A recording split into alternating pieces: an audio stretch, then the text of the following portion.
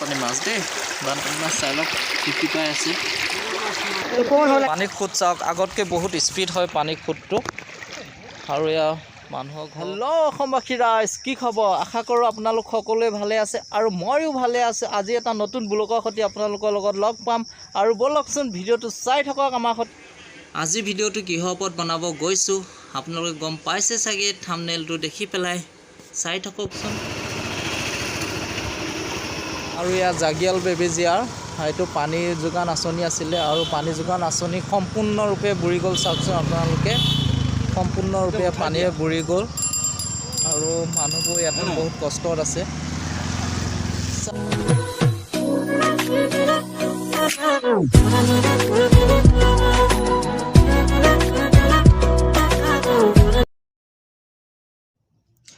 আমি আহি এতিয়া দক্ষিণপাট চাৰিআলি পালোহি আৰু দেখা পালোঁ যেন দক্ষিণপাট চাৰিআলি পাই বহুত পানী যেনিয়ে যাওঁ পানীয়ে পানী আৰু আগলৈ আগবাঢ়ি গৈ আছোঁ আৰু আপোনালোকেও লগে লগে আহি থাককচোন আমাৰ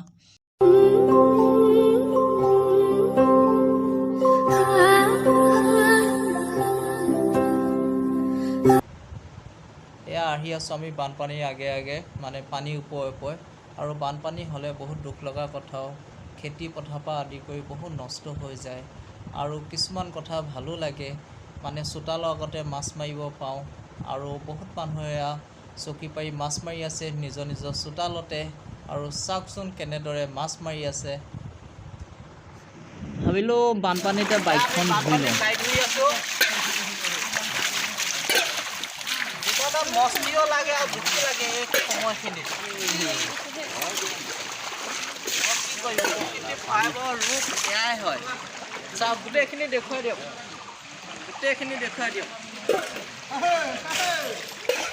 প্ৰকৃতি ভয়াৱহ ৰূপ এয়াই হয়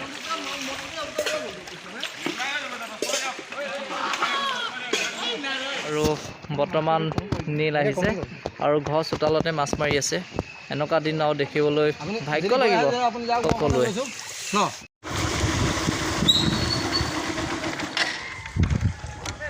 এইখন বালিগাঁও উচ্চতৰ মাধ্যমিক বিদ্যালয় আছিলে আৰু বিদ্যালয়খন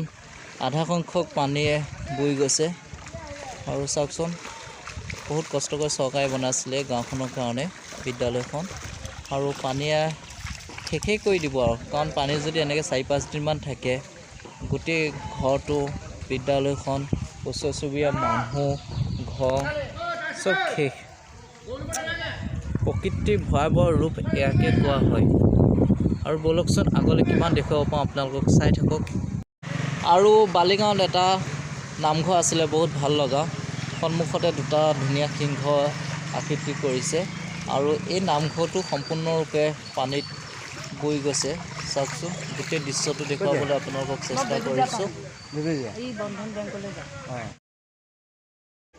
আমি এতিয়া আকৌ আগলৈ গৈ আছোঁ গৈ থাকোঁতে বহুত গৰু ছাগলী বাটত লগ পালোঁ আৰু গৰু ছাগলীখিনি দেখি বহুত নিজকে বেয়া লাগিলে কাৰণ মানুহে যিমান কষ্ট খাইছে গৰু ছাগলীও কষ্ট খাইছে কাৰণ গৰু ছাগলীয়ে বহুত আহাৰ পৰা খাবলৈ অসুবিধা হয়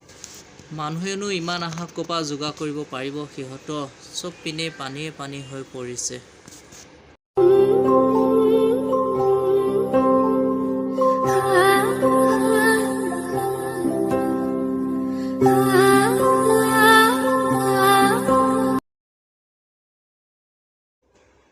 পানীৰ কাৰণে গাহৰিকেইটাকো ট্ৰেক্টৰৰ ওপৰত উঠাই থ'ব লগা হৈছে চাই থাককচোন কেনেদৰে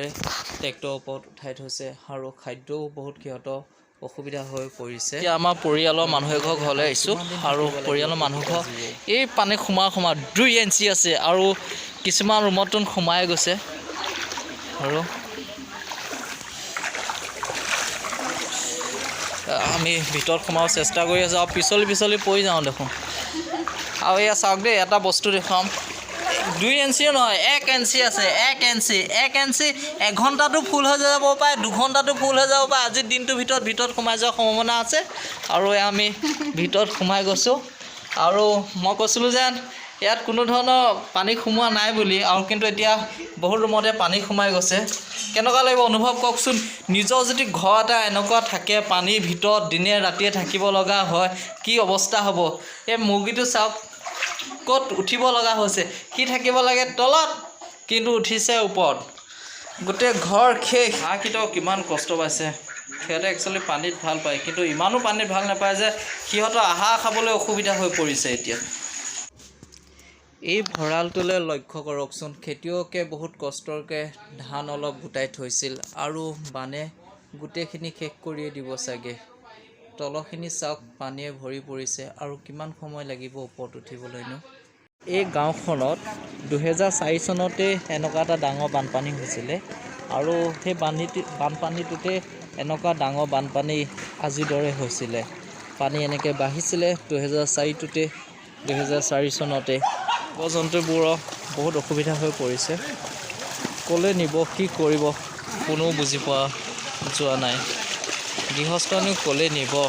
গৰুকেইটা তাকে ভাবিব লগা হৈ গৈছে মই ভূৰতে বহি আছোঁ সেইখন ভূ হয় আৰু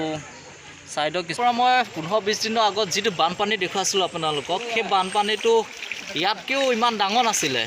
সেই বানপানীটো আৰু এই গাঁওখনতো বানপানীখিনি সোমাইছিলে কিন্তু সোমাওঁতে খুব বেছি 4-5 দিন এসপ্তাহৰ ভিতৰত এই পানীটো ওলাই গুচি গ'ল আৰু সম্পূৰ্ণৰূপে শুকাই গ'ল এতিয়া আকৌ যিটো ছেকেণ্ড বানপানী আহিলে এই বানপানীটো এনেকুৱাকৈ ডাঙৰ হৈ গৈছে যিকেইখন মানুহ আগতে সোমোৱা নাছিলে ভিতৰত এতিয়া সেই মানুহখিনি সম্পূৰ্ণৰূপে সোমাই গৈছে আৰু বহুত থাকিবলৈ কষ্ট হৈ গৈছে আৰু এটা আপোনালোকক ঘৰ দেখুৱাবলৈ মই চেষ্টা কৰি আছোঁ মাটিৰ কেমেৰাত এই ঘৰটো দেখিছে নহয় এই ঘৰটো মানুহজনে বহুত কষ্ট কৰি বনাইছে চাগে কাৰণ এটা ঘৰ বনাবলৈ যাওঁতে যিখিনি কষ্ট হয় বনোৱাজনহে গম পাব আৰু চাওকচোন এই ঘৰটো আৰু যদি সেই বানপানীটো 2-3 দিন ভিতৰত নুশুকায় তেনেহ'লে ঘৰটো সম্পূৰ্ণৰূপে ভাঙি পৰিব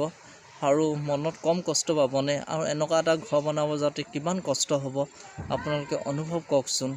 যিখিনি মানুহৰ বহুত টকা পইচা আছে সেই মানুহখিনিয়ে অনুভৱ নকৰিব আৰু যিখিনি মানুহৰ টকা পইচা অভাৱ হয় সেইখিনি মানুহে অনুভৱ কৰিব পাৰিব যেন এই ঘৰটো বনাওঁতে কিমান কষ্ট হৈছে তেওঁলোকৰ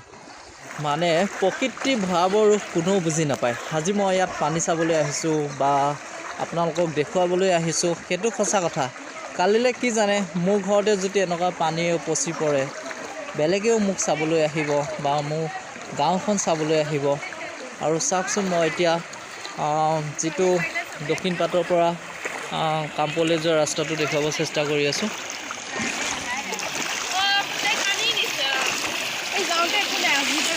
আৰু খুব বহুত হয় ইয়াত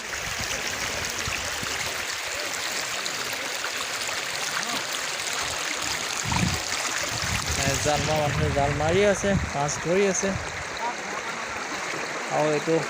কামপলৈ যোৱা ৰাস্তাটো কোনোবা ক'ব পাৰিবনে সেইটো যেন এটা ৰাস্তা আছিলে কামপুৰ টাউনত পাইগৈ কোনো ক'ব নোৱাৰে আপুনি মাছ দেই বানপানী মাছ চাই লওক টিপি পাই আছে আৰু এটা চিলভা কাপ ধৰা হৈছে পানী কিমান ভয়ংকৰ খুদ চাওক আপোনালোকে বানপানী কি কাৰণে হয় কমেণ্ট কৰিবচোন আৰু মই জনাততো বৰষুণৰ কাৰণে বানপানীটো হয় পানীটো এনেই লেভেলতে থকা যায় যেতিয়া পানীটো বৰষুণত বেছি হয় তেতিয়া ছুইচ গেট খুলিবলৈ বাধ্যতামূলক হৈ পৰে চৰকাৰ আৰু তেতিয়াই ছুইচ গেট খুলি দিয়াৰ লগে লগে বানপানীৰ সৃষ্টি হৈ পৰে আৰু মই তোমাৰ গৰম দিনটো বেয়া পাওঁ গৰম দিন অহাৰ লগে লগে বাৰিষা সৃষ্টি হ'ব আৰু বাৰিষা অহাৰ লগে লগে তোমাৰ বহুত দুখীয়া মানুহৰ পৰা আদি কৰি সকলো জীৱ জন্তুৰ পৰা আদি কৰি বহুত মানুহ থাকিবলৈ বহুত অসুবিধা হৈ পৰে সেইকাৰণে মই বাৰিষা দিনটো বেয়া পাওঁ কিন্তু প্ৰকৃতিৰ সৃষ্টি কোনে ৰখাব পাৰে সময়মতে বাৰিষা হ'বই সময়মতে বানপানী য'ত হ'ব লগা আছে হ'বই আৰু চৰকাৰ ইয়াত কোনো ভুল নাই কিছু মানুহে চৰকাৰক ভুল ধাৰণা দিয়ে বান আমুকত নামাৰিল বানটো তাত নাবান্ধিলে কিন্তু চৰকাৰ যিমানখিনি কৰিব লাগে কৰিয়ে থাকে কিন্তু মই জনাত চৰকাৰ তেনেকুৱা ভুল নাথাকেই কাৰণ প্ৰকৃতিক কোনে ৰখাব পাৰে যেতিয়া বানপানী আহিব যিমান ডাঙৰ বান নামাৰক কাৰণ বান ভাঙিবই আজি মোৰ ভিডিঅ'টো ইমানতে সমাপ্ত কৰিছোঁ আৰু এটা নতুন ভিডিঅ'লৈ সকলোকে লগ পাম আৰু মোৰ ভিডিঅ'টো চাই থকাৰ কাৰণে আপোনালোক সকলোকে ধন্যবাদ জনোৱা হ'ল